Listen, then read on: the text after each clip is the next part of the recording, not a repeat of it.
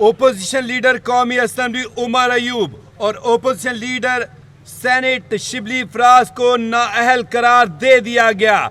Opposition leader कौमी assembly और senate नाअहल करार। इलेक्शन कमीशन ने उमर अयूब, शिबली फराज और साहिबजादा हामिद रजा को डी सीट कर दिया।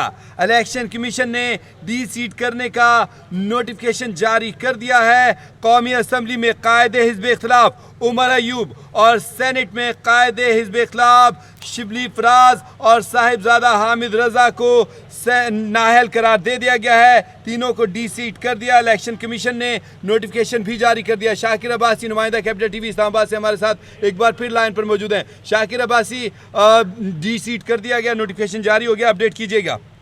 देखिए, इलेक्शन कमीशन ने उमर अयूब, शिबली फराज, साहिबजादा हामिद रजा को डी सीट कर दिया है। इलेक्शन कमीशन ने डी सीट करने का नोटिफिकेशन जारी कर दिया है। इन अरकान को अदालतों से सजाओं के बाद जो है वो नाअहल किया गया था। इसके अलावा राय हैदर अली खान, राय हसन नवाज, ताजकुल, मोहम्मद अंसर इकबाल, जुनैद अफजल शाही और राय मोहम्मद मुर्तजा को भी डी सीट कर दिया गया है और डी सीट का नोटिफिकेशन जो है वो जारी कर दिया गया है। अब जो है इनके हलकों पे जो है कुछ हफ्ते बाद जो है वो शेड्यूल जारी कर दिया जाएगा और ये जो अरकान थे ये अदालतों से सजा पाने के बाद जो है वो नाअहल हो गए थे और अब इलेक्शन कमीशन ने बाकायदा जो है नाअहली के बाद जो है इनका जो है वो नोटिफिकेशन जारी कर दिया है। अभी पहले आपसे जब पार्लियामेंट हाउस के ताले लगे हुए थे उस टाइम जब आपसे बात हो रही तो आपने बताया था ये तमाम लोग फिलहाल रूपोश हैं, तो अभी तक इनका कोई पता नहीं है कहाँ है। और इनकी तरफ से कहा गया था, पीटीआई की तरफ से जैसी सजाएं हुई थी तो ये कहा गया था, बैरिस्टर गौहर ने भी, सलमान अकरम राजा ने भी, कि हम इन नाअहलियों को चैलेंज करेंगे या इन सजाओं को चैलेंज करेंगे।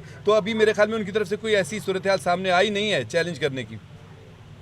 देखिए, चैलेंज करने में कुछ कानूनी पेचीदगियां जो हैं वो आड़े आ रही हैं। और ऐसी बात है, एक सज़ा है 10 साल की, अगर वो 5 या 7 साल की सज़ा होती तो उसमें कुछ कानूनी पेचीदगियां हैं जिसकी वजह से अभी तक पीटीआई ने इसको चैलेंज नहीं किया।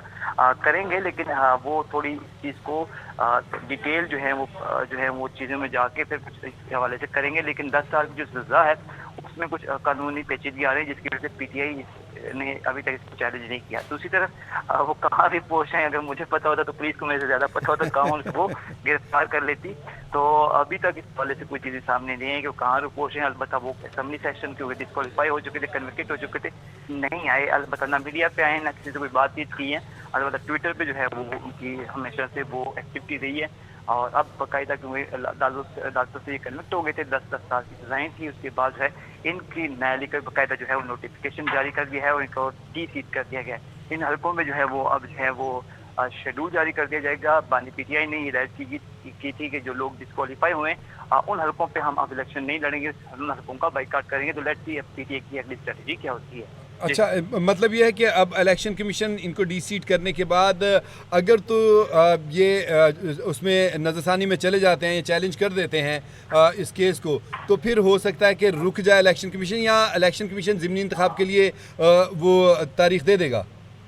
लेकिन इन्होंने ज़मीनी इंतखाबात की तो तारीख लेनी है। अब अदालत में जाके ये कह लेते हैं कि ज़मीनी इंतखाबात को रोका जाए तो फिर वो वक्ती तौर पर मतलब स्टे लेना पड़ेगा उस पर इनको। हाँ, फिर वो स्टे लेना पड़ता है। जैसे जमशेद दस्ती के केस में जमशेद दस्ती की जो न्यायालय है वो ख़त्म नहीं हुई, अलबत्ता हल्के में जो इलेक्शन शेड्यूल है वो मुअत्तल किया गया है। तो ये जो है वो भी अदालतों से जाके स्टे लेने की दरख्वास्त देने के लिए होती है कि यार मैंने कि ये हमारी दरख्वास्त है, इसको सुना जाए, हमारी जो सजाएं वो मुअत्तल की जाएँ या उस हल्के में शेड्यूल जारी हो चुका है तो वो उसको रिवर्स किया जाए। तो ये अभी जाके अदालतों में आगे जाके देखते हैं कि पीटीआई में अदालतों में जाती है या अभी मजीद टाइम देगी। तीन मेन बंदे जो हैं कौमी असम्बली में कायदे हिज़्ब इख्तिलाफ, सेनेट में कायदे हिज़्ब इख्तिलाफ और जो इनकी तंजीम है जिसमें ये जा रहे थे सुन्नी तहरीक, तो उसमें साहबजादा हामिद रजा, इन तीनों को डी सीट कर दिया गया है। अब अहम चीज़ ये है कि सेनेट और कौमी असम्बली में कौन इनकी जगह पे आएगा, आगे बढ़ के ये अलम संभालेगा इनका। देखिए, आगे अलम कौन संभालेगा ये बानी पीटीआई को जो है वो पता होता है। बानी पीटीआई जो है वो इस हवाले से उनकी मंजूरी के बाद ही जो है वो चीज़ें तय होगी कि किसने अपोजिशन लीडर का जो है वो जो सीट लेनी है या किसने पार्लिमानी लीडर बनना है या किसने डिप्टी पार्लिमानी लीडर बनना है। क्योंकि सारे डिस्क्वालीफाई हो चुके हैं और इनकी सीटें भी खाली चुकी हैं, तो ये बानी पीटीआई की मंजूरी के बाद ही जो है देखें वो आगे लाया। मैं ये कहना चाह रहा जैसे पंजाब में तो अहमद खान भच्चर वो हुए, तो वो रज़ा मोइन कुरैशी जो डिप्टी थे अपोजिशन लीडर, उनकी बातें हो रही हैं कि उनको आगे हो सकता है कि दे दिया जाए अगर वो बहाल नहीं होते हैं अहमद खान भच्चर। तो इसी तरह यहाँ पे क्योंकि ये एकदम सानिया तो पड़ा नहीं है कि अचानक ही फैसला आ गया और अचानक इनको डिसीट कर दिया गया, इस बात को भी अभी काफ़ी दिन गुजर चुके हैं अदालती फैसले को आए हुए। तो मेरे ख्याल में कुछ थोड़ा सा होमवर्क तो कर ही लिया होगा बैरिस्टर गौहर ने जाके बानी पीटीआई से। उसके बाद से अभी इनमें से किसी की मुलाकात ही नहीं हुई बानी के साथ। देखिए बिल्कुल बानी से इनकी मुलाकातें होनी है, उसके बाद जो है वो कोई रस्मी कार्रवाई होगी, क्योंकि उनकी मंजूरी के बगैर तो होना नहीं है। अगर होमवर्क किया होगा, लेकिन वो जो सरसरी मंजूरी होती है वो भी लाजमी होती है, क्योंकि इनके अपोजिशन लीडर, पार्लिमानी लीडर और डिप्टी पार्लिमानी लीडर जो हैं वो सारे जो हैं वो डिस्क्वालीफाई हो चुके हैं। तो लिहाजा जब वो इस हवाले से कुछ फैसला लिया जाएगा तो बानी की मंजूरी के बाद ही जो आगे का अमल तय किया जाएगा। अगर ये होमवर्क किया होगा कि अगर इन केस ये होता है तो आगे हमने क्या करना है, ये चीज़ें तो होती हैं, लेकिन सरसरी सी जिस कहते हैं मंजूरी है वो भी लेनी पड़ती है। अच्छा ये बताइएगा एक बार फिर ज़रा थोड़ा सा बता दीजिएगा कि उमर अयूब, शिबली फराज और हामिद रज़ा के साथ साथ और किन किन को डी सीट करने का नोटिफिकेशन जारी हो गया है, ज़रा इनके बारे में ज़रा थोड़ी सी दोबारा से डिटेल बता दें प्लीज़। देखें ये जो है तकरीबन एक तो हैं उमर अयूब, शिबली फराज। उमर अयूब कौमी असम्बली में अपोजिशन लीडर हैं, शिबली फराज जो है सेनेट में अपोजिशन लीडर हैं। इसके अलावा साहबजादा हामिद रज़ा जो आपको पता जो कौंसिल है उसके चेयरमैन भी हैं, उनको भी सीट कर दिया गया है। इसके अलावा राय हैदर अली खान, राय हसन नवाज, सरताज गुल जो कि पार्लिमानी लीडर हैं पीटीआई की कौमी असम्बली में, उनको जो है वो डिस्क्वालीफाई किया गया है। मोहम्मद अंसर इकबाल, जुनैद अफजल साई और राय मोहम्मद मुर्तज़ा को जो है वो डी सीट किया गया है। जी अभी हम ये कह सकते हैं कि ये पहली किस्त आई है इलेक्शन कमीशन की तरफ से, क्योंकि फहरिस्त तो बड़ी लंबी है जिनको सजाएं हुई हैं। जी ऐसा ही है, कुछ खबरें हमें ऐसी थी कि कुछ ज़्यादा पार्लियामेंटेरियन की सीटें जो हैं वो खाली होगी और पीटीआई को भी इस चीज़ का खर्चा था। उन्होंने बारहा इस चीज़ का जिक्र किया है कि जो है वो नारकीन को जो है वो नायल किया जाएगा।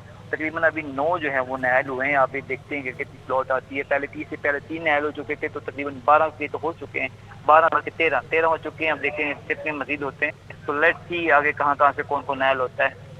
अच्छा तो शाकिर अब्बासी, अब ऐसा मैं कानूनी बात, आप चूँकि वहाँ पे डील कर रहे हैं तो आपको सारा पता ही होता है इन लोगों का, इनके बारे में, इनके जो कानूनी निकात हैं, जो पहलू हैं। क्या वजह है जब सज़ाएं सबको हो गई, एक ही केस में एक ही सज़ाएं सबको हुई हैं, एक तरह की सज़ाएं हुई हैं, फिर डी सीट करने में इस तरह मरहलावार क्या कोई बड़ा लंबा चौड़ा प्रोसेस है? एक जर्नल ऑर्डर निकाला जाता है और जैसे गज़ट छाप दिया जाता है इम्तिहानात के रिज़ल्ट का, इस तरह छाप दिया जाए, कुछ ऐसा मामला नहीं है या कोई इसमें कोई तकनीकी पहलू है? मैं आपके सवाल को समझ नहीं पाया। मैं कहना ये चाह रहा हूँ कि इन्होंने 9 अफराद का नोटिफिकेशन, 9 अफराद के अलग अलग नोटिफिकेशन जारी किए हैं, तो सज़ाएँ तो बहुत सारे लोगों को हुई हैं, ठीक है, तो उन सब का एक साथ क्यों नहीं? क्या इसमें कोई तकनीकी मामला है, कोई कानूनी पहलू होता है कि एक साथ नहीं किया जा सकता? या बस सजाएं बहुत सारे लोगों को हुई हैं, उनमें पार्लियामेंटेरियन कितने थे? तो ये वो था ना कि पार्लियामेंटेरियन को उनको डिसीट करना था ना। इसके अलावा पीटीआई जो सजाएं हुई थी तकरीबन 108 लोगों को हुई थी। तो उसमें ये था कि उसमें दीगर जो पीटीआई के कुछ टिकट होल्डर होते हैं, कुछ अहदेदार होते हैं, कुछ दीगर जो रहनुमा होते हैं वो होते हैं, और अब ये जो थे ये पार्लियामेंटेरियन थे। ये तो अच्छा, इनके अलावा पार्लियामेंटेरियन और हैं कोई जिनको? इसके अलावा इस प्लॉट में जो है पार्लियामेंटेरियन नहीं है, और जितने भी थे उनका जो है वो नोटिफिकेशन जारी कर दिया गया। तकरीबन आपको पहले मरले में आपके इल्म में है कि 3 को, जिसमें एजाज चौधरी, इसके अलावा मलिक अहमद बुचर और एक और थे N66 से, मुझे उनका नाम से निकल गया, उनको जो है नायल किया गया था। उसके बाद जो है वो चित्राल से एक मैंने थे, उनको भी जो है वो डिस्क्वालीफाई किया गया था। तो अभी तकरीबन 9 अभी हुए हैं, तो ये कुल मिला के 13 हो चुके हैं, जिसमें जो है वो 11 कौमी असम्बली की, 1 सूबाई असम्बली की और 2 सेनेटर शामिल हैं। तो